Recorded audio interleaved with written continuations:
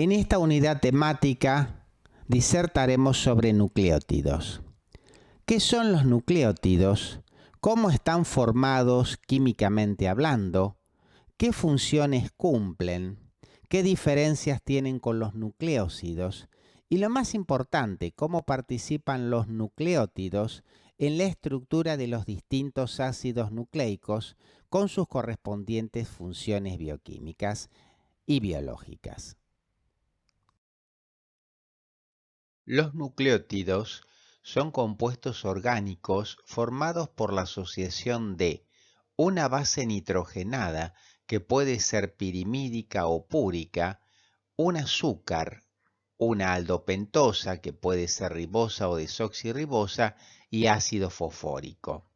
Esa asociación base nitrogenada, aldopentosa, ácido fosfórico conforman un nucleótido. Si por el contrario falta el ácido fosfórico, entonces el compuesto recibe el nombre de nucleósido. Aquí se puede ver la asociación de la base nitrogenada con la pentosa y el fósforo formando el nucleótido. Por su parte, la asociación de la base nitrogenada con la pentosa sin el fósforo conforma lo que se llama el nucleósido. Si bien la función más importante de los nucleótidos es ser unidades estructurales de ácidos nucleicos, también no menos importantes son las funciones de segundos mensajeros, como el AMP cíclico y el GMP cíclico, el transporte de energía química, como el adenosintrifosfato, transportadores de moléculas activadas, como la UDP-glucosa, la UDP-galactosa o el CDP-acilglicerol, formar partes de coenzimas, como el NAD, el FAD, la coenzima A o S-adenosilmetionina, y funciones reguladoras en la célula, como el caso del adenosindifosfato. Importancia biomédica. Los nucleótidos tienen una gran capacidad para absorber luz ultravioleta, de allí la posibilidad de sufrir alteraciones o formar asociaciones carcinogenéticas, es decir, capaces de generar cáncer, como el caso de los dímeros de timina, que se produce básicamente por la fusión de dos restos de timina. También los nucleótidos participan en el desarrollo de la gota y de las hiperuricemias por un trastorno en el metabolismo de las purinas, y también los nucleótidos pueden ser utilizados en el tratamiento del cáncer y del SIDA con análogos sintéticos de bases, nucleósidos y nucleótidos. Las bases nitrogenadas pueden ser pirimídicas o púricas. Las bases pirimídicas consisten en un solo anillo, como pueden apreciar en la diapositiva, heterociclo por cuanto tiene nitrógeno además de carbonos, y con dobles ligaduras alternas. Obsérvese la posición del nitrógeno de posición 1, a partir del cual se enumeran las distintas posiciones siguiendo las agujas del reloj, es decir, siguiendo la disposición de izquierda a derecha. En el caso de las bases púricas, son dos anillos, un anillo de pirimidina hexagonal, también con dobles ligaduras alternas, con presencias de nitrógeno, y un anillo pentagonal que recibe el nombre de imidazol. En el caso de la pirimidina, fíjense ustedes la ubicación del nitrógeno de posición 1. La numeración se hace ahora en contra de las agujas del reloj en la base pirimídica, en tanto que en el imidazol las posiciones 7, 8 y 9 se hacen a favor de las agujas del reloj. Las bases púricas están formadas por un heterociclo, que es la pirimidina, de forma hexagonal, y por un ciclo pentagonal que recibe el nombre de imidazol. Esta diferencia, la presencia del imidazol, separa las bases púricas de las bases pirimídicas. Las bases pirimídicas son tres: citosina, uracilo y timina. Si ustedes observan la numeración de los átomos en la molécula de citosina, podríamos decir que la misma, su nombre químico, es 2-oxi-4-aminopirimidina. En el caso del uracilo, el nombre químico sería 2,4-dioxipirimidina y en el caso de la timina sería 2,4-dioxi-5-metilpirimidina. En el caso de las bases púricas, como la adenina, si respetamos la numeración de las distintas posiciones, podríamos decir que la fórmula de la adenina se corresponde con el 6-aminopurina. Y finalmente la otra base púrica, la guanina, podemos mencionarla como 2-amino-6-oxipurina. En la naturaleza existen metilpurinas vegetales. Son las llamadas metilxantinas. Los ejemplos más comunes responden a productos que habitualmente ingerimos durante las colaciones. Por ejemplo, la cafeína es una 1,3,7-trimetilxantina. La teofilina presente en el té, 1,3-dimetilxantina, y la teobromina presente en el chocolate, 3,7-dimetilxantina. La aldopentosa presente en los ácidos ribonucleicos es la beta-D-ribofuranosa. Obsérvese que el oxidrilo presente en el carbono anomérico número 1' está situado a la izquierda, de una manera en plano contrario al enlace hemiacetálico, por eso es de posición beta. Otro detalle importante a tener en cuenta es que la numeración de los carbonos que componen la ribosa se hace con números prima, 1', 2', 3', 4', 5', para diferenciar de las posiciones de la base nitrogenada, ya sea púrica o pirimídica. Esta es la molécula de ácido ortofosfórico. Lo que se puede apreciar que de los 3 oxidrilos, 2 pueden ionizarse, generar cargas negativas, y esas cargas negativas van a tener incidencia en el comportamiento del compuesto, como veremos como en el caso del adenosín trifosfato. La unión química que se establece entre la base nitrogenada y la ribosa es de tipo acetálica. También se la puede denominar como unión beta-N-glucosídica. La misma se establece entre la posición 1 de la base pirimídica o la posición 9 de la base púrica con la posición 1' de la pentosa. La unión entre la posición 5' de la pentosa y el ácido fosfórico es de tipo éster fosfórico. Aquí tenemos la fórmula de un nucleótido pirimídico, el uridín monofosfato, simplemente UMP.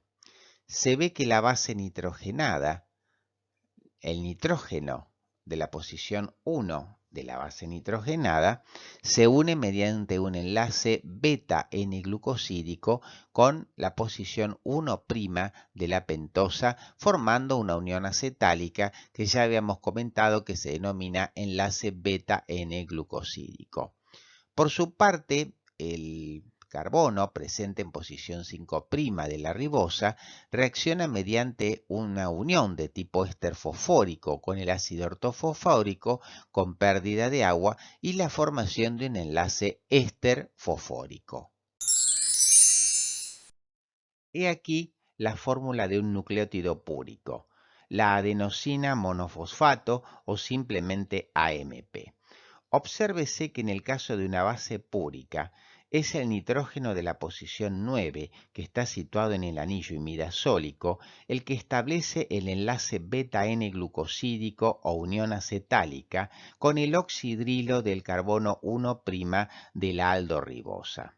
Por su parte, el alcohol presente en la posición 5' de la aldorribosa va a reaccionar con el ácido ortofosfórico con la formación de un enlace de tipo éster fosfórico con pérdida de una molécula de agua. Quiere decir que en el nucleótido púrico tenemos dos clases de enlaces. El enlace beta-N-glucosídico o acetálico entre la base púrica y la aldopentosa y a su vez el enlace éster fosfórico entre la aldopentosa y el ácido ortofosfórico. Obsérvese la nomenclatura de nucleósidos y nucleótidos. Si la base nitrogenada es adenina, su asociación a una aldopentosa va a formar la adenosina. Por su parte, si agregamos fósforo, el nucleótido se va a llamar adenosin monofosfato o simplemente AMP. En el caso de la guanina, el nucleósido se va a llamar guanosina y el nucleótido guanidín monofosfato. En el caso de la citosina, el nucleósido se va a llamar citidina y el nucleótido citidín monofosfato. En el caso de timina, timidín monofosfato. Y en el caso de uracilo, se va a formar el nucleósido uridina y el nucleótido va a recibir el nombre de uridín monofosfato. Estos nucleótidos pueden estar como tales o ser de alguna manera desoxigenados cuando le quitamos un oxígeno en la posición 2' de la aldopentosa.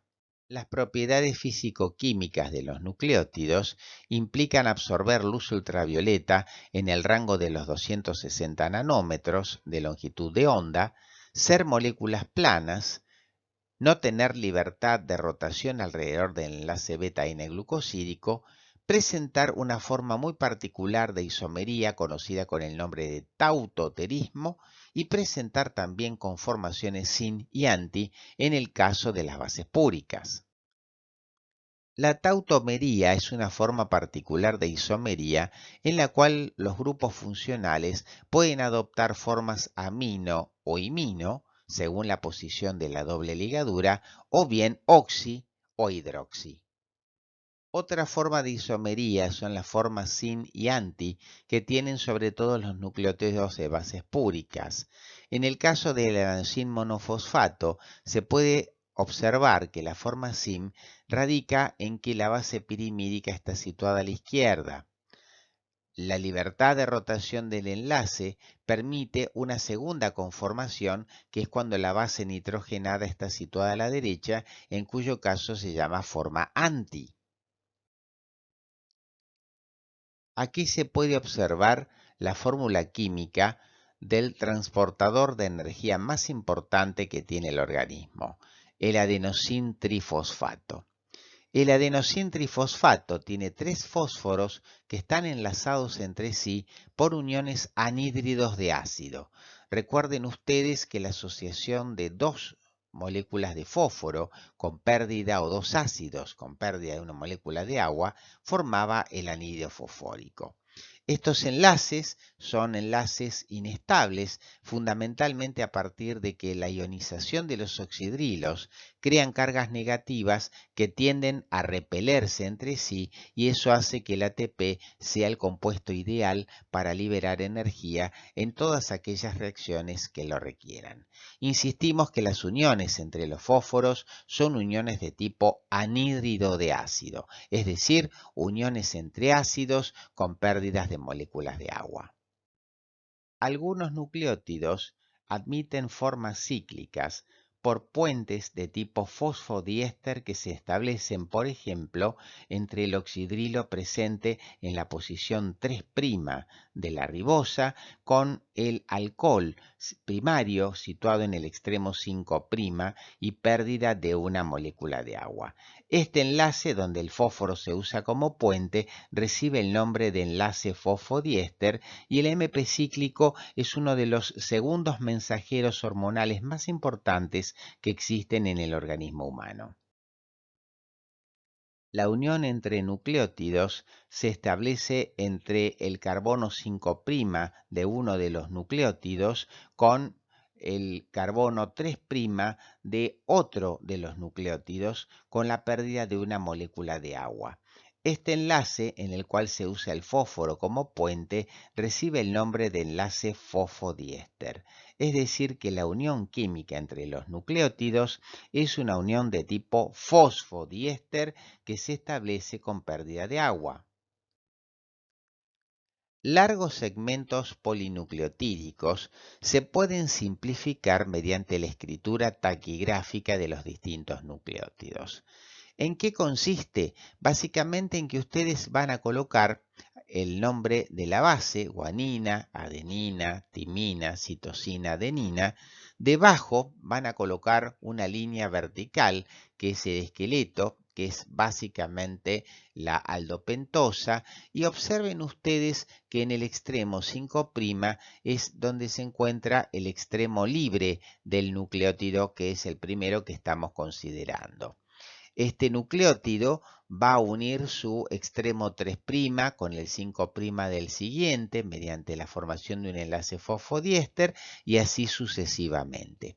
Lo que debe resaltar es que uno de los extremos es 5' libre y el extremo del último nucleótido es 3' libre, de tal manera que la cadena siempre progresa en sentido 5', 3'.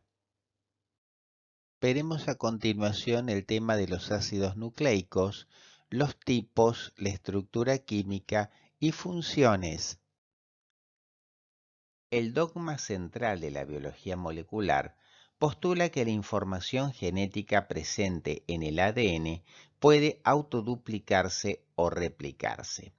Por su parte, a partir del ADN, tomando la molécula de ADN como patrón, puede sintetizarse una molécula de ARN mensajero mediante el proceso conocido como transcripción. Este ARN mensajero posteriormente pasará al citoplasma, irá a los ribosomas a traducir la síntesis de una determinada proteína. El dogma central ha sido sorprendido mediante la descripción de una enzima conocida con el nombre de transcriptasa reversa, presente en algunos virus, como el virus del HIV, de allí el nombre de retrovirus, que a partir de fragmentos de ARN pueden sintetizar ADN. Este proceso, en contrario a lo que sucede habitualmente en la transcripción normal, se realiza solamente en esos virus que, insistimos, han sido llamados retrovirus.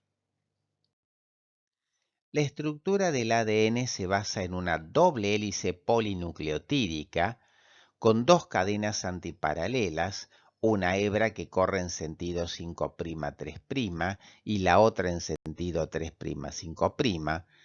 Cuatro bases nitrogenadas, adenina, timina, citosina y guanina, equimolaridad entre la concentración de bases púricas y pirimídicas y complementariedad entre ambas cadenas. Entre las bases de adenina y timina se establecen dos puentes de hidrógeno y entre citosina y guanina tres puentes de hidrógeno. Se puede apreciar aquí el enrollamiento de las dos cadenas polinucleotídicas. También pueden ver ustedes la presencia de puentes de hidrógeno que se establecen entre las bases complementarias. El espacio comprendido entre las dos hebras permite justamente la conexión entre una base púrica y una base pirimídica. En general, estas bases tienden a ser totalmente apolares y los restos fosfóricos se orientan hacia el exterior por ser más polares en contacto con el agua. La aldopentosa del ADN es la beta-D2-desoxirribofuranosa. Beta porque el oxidrilo del carbono anomérico, que es el carbono 1', se encuentra situado en un plano contrario al enlace hemiacetálico. D-ribosa es el aldopentosa que originó este compuesto y lo de 2-desoxi tiene que ver con la ausencia de oxígeno en el carbono número 2. El nombre furanosa sobreviene porque el enlace de oxígeno está de alguna manera enmarcando 4 carbonos como en los furanos. Bueno, es bueno repetir entonces que la beta-D2-desoxirribofuranosa es beta por la posición del oxidrilo del carbono anomérico, que está en plano contrario, como habíamos dicho, a la unión hemiacetálica. La desoxirribosa es el compuesto que originó a este compuesto finalmente, y la furanosa porque al formarse la unión hemiacetálica quedaban los 4 carbonos enmarcados o atrapados en este anillo. Algunas características generales del ADN tienen que ver con que el enrollamiento de las dos cadenas polinucleotídicas no es simétrico, sino que permite la formación de dos hendiduras, una mayor y una menor. El ADN se enrolla alrededor de proteínas de carácter básico, que son las histonas, para formar lo que se conoce con el nombre de nucleosoma. La replicación es semiconservativa. Una de las cadenas se usa como patrón para la replicación de la otra cadena. La desnaturalización del ADN se utiliza corrientemente para analizar su estructura y en última instancia el ADN proporciona la plantilla para la replicación del mismo y la transcripción del ARN. Funcionalmente el ADN se organiza en cromosomas. Buena parte del genoma no se transcribe habitualmente y más del 50% del ADN tiene secuencias únicas. Un 20 a 30% del mismo tiene secuencias repetitivas y estas secuencias repetitivas muchas veces son secuencias reguladoras que están cercanas al extremo 5', que pueden tener una actitud de amplificación o de silenciamiento. Los anillos heterocíclicos de los nucleótidos absorben fuertemente la luz ultravioleta en la banda de los 260 nanómetros. La absorción en el ADN en sí es un 40% menor. Esto es lo que se llama efecto hipocrómico del ADN. ¿A qué se debe este fenómeno? Los enlaces de hidrógeno entre los pares de bases complementarias en la doble hélice limitan el comportamiento de resonancia del anillo aromático de las bases, lo cual se traduce en la disminución de la absorbancia de la luz ultravioleta del ADN cuando está en doble cadena. Es aquí lo que habíamos mencionado recién como el efecto hipocrómico. Cuando el ADN se desnaturaliza, es decir, cuando se separan las dos cadenas polinucleotídicas, la absorción de la luz ultravioleta del ADN de cadena sencilla, ya desnaturalizado, es mucho mayor que la absorbancia del ADN de doble cadena. Esto es lo que se conoce como efecto hipercrómico. Se puede apreciar la organización funcional del ADN, en el cual podemos apreciar que el locus genético es el lugar específico del cromosoma donde está localizado el gen u otra secuencia de ADN, como también su dirección genética. La doble cadena polinucleotídica, como si fuera un hilo de coser, se enrolla en carreteles, que son las proteínas básicas conocidas con el nombre de histonas, con el fin de compactar de alguna manera toda la información genética. Regularmente estos nucleosomas están espaciados y constan, como le habíamos dicho, de proteínas básicas o histonas en formaciones de complejos con el ADN. En los seres humanos hay 5 tipos principales de histonas: la histona H1 y las histonas H2A, H2B, H3 y H4. Estas últimas se denominan también histonas nucleosomales y forman un octámero. Alrededor de este núcleo octamérico se enrolla 2 veces una hebra de ADN. Las histonas pueden sufrir 3 procesos básicos: las metilaciones, las acetilaciones y las desacetilaciones. Las metilaciones determinan cambios permanentes en la cromatina y están destinadas al mantenimiento de un tipo determinado de expresión génica. Las acetilaciones, por su parte, en las colas de las histonas a nivel de lisina y arginina suelen ocurrir y modifican la cromatina determinando que la misma se pueda transcribir. Finalmente, las desacetilaciones determinan la compactación de la cromatina y el consecuente silenciamiento de la actividad transcripcional. La base química de la herencia y de las enfermedades genéticas se encuentra en el ADN.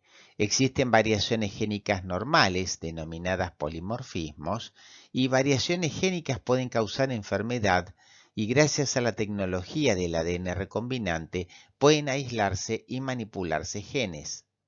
Los polimorfismos de secuencia son pequeñas diferencias, generalmente cambios de pares de bases únicos, que se establecen entre individuos una vez cada pocos cientos de pares de bases promedio. En este polimorfismo de secuencia se basa la determinación de la huella dactilar del ADN que habitualmente se utiliza en medicina forense, sobre todo para la determinación de los casos de paternidad o identificación de cadáveres. Obsérvese el parecido que existe entre estas dos secuencias de ADN. Esta similitud es la que permite establecer, como en este caso, la paternidad entre dos individuos.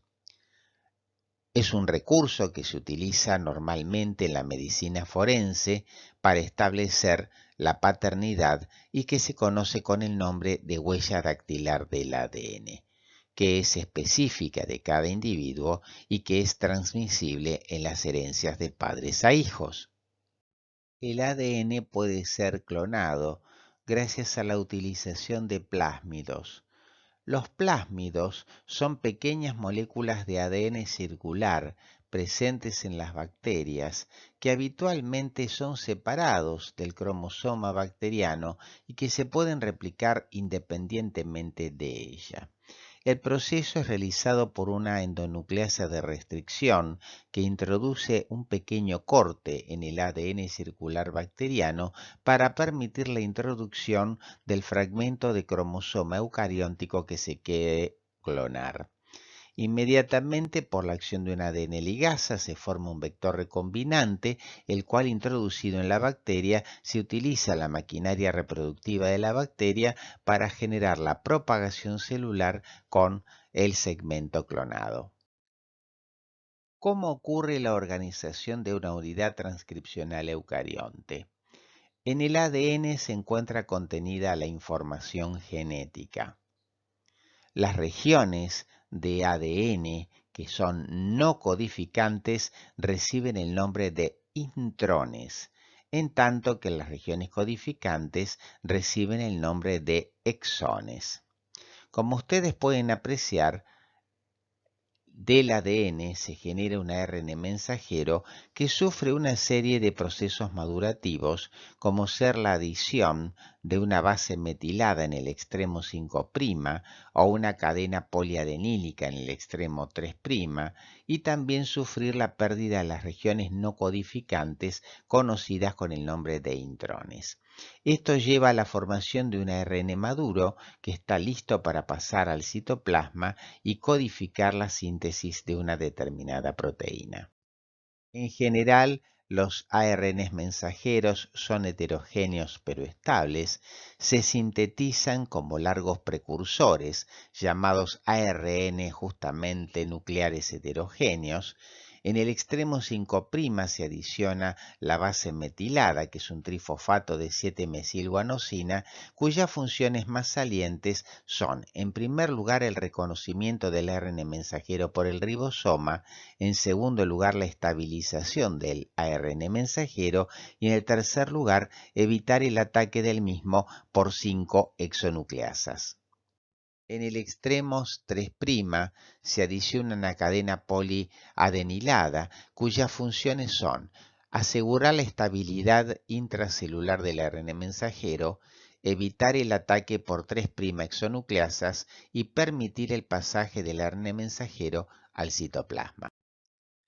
El ARN mensajero, como ya ha sido dicho, sufre una serie de modificaciones posttranscripcionales, conocidas como la maduración del ARN mensajero, que consisten en la eliminación de regiones no codificantes o intrones, proceso conocido también con el nombre de splicing. El ARN mensajero es el que lleva los codones y cada codón codifica un aminoácido, salvo los codones sin sentido. El ARN de transferencia básicamente consiste en una cadena que sufre algunos repliegues en lo que se parece a una hoja de trébol. Existen varios brazos funcionales, pero quizás el más importante es el que está presente en el extremo 3', que es el brazo que termina en citosina, citosina y adenina, y en el cual se va a unir el aminoácido que va a ser determinado justamente por el brazo anticodón. Este es el brazo aminoacídico y el aminoácido se une a ese extremo a través de un enlace de tipo éster. En general, los ARN de transferencias están formados por 75 nucleótidos, actúan como moléculas adaptadoras, existe un ARN de transferencia para cada uno de los aminoácidos existentes, tiene 4 brazos principales, uno adicional, y recuerden ustedes que el repliegue que hacen las cadenas, a similitud de una doble ligadura, permite el pareamiento de las bases en los brazos. En general son poco estables en los eucariontes. Los ARN ribosomales participan en el ensamblaje ribosómico y en la fijación ribosomal del ARN mensajero. En la subunidad mayor del ribosoma eucarióntico se encuentran contenidos los ARN ribosomales 28S, 5.8S y 5S, y por su parte en la subunidad menor del ribosoma se encuentra el ARN ribosomal 18S. Finalmente, los ARN estables y pequeños son ribonucleoproteínas pequeñas distribuidas en el núcleo, en el citoplasma o en ambos, que participan en la regulación del gen, ya sea promoviendo la remoción del intrón, el procesamiento del ARN precursor o el procesamiento del poli-A. El ARN nucleolar es un precursor indispensable de ARN ribosomal que se transcribe a partir de una zona del ADN llamada organizador nucleolar que se ubica justamente sobre el nucleolo del núcleo celular. Consta de una larga secuencia de alrededor de 13.000 nucleótidos y un coeficiente de sedimentación de 45 unidades Vedberg. Concretamente, se trata de una secuencia precursora de parte de los ARNs ribosomales 28S, 5.8S y 5S de la subunidad mayor y el ARN ribosomal 18S de la subunidad menor.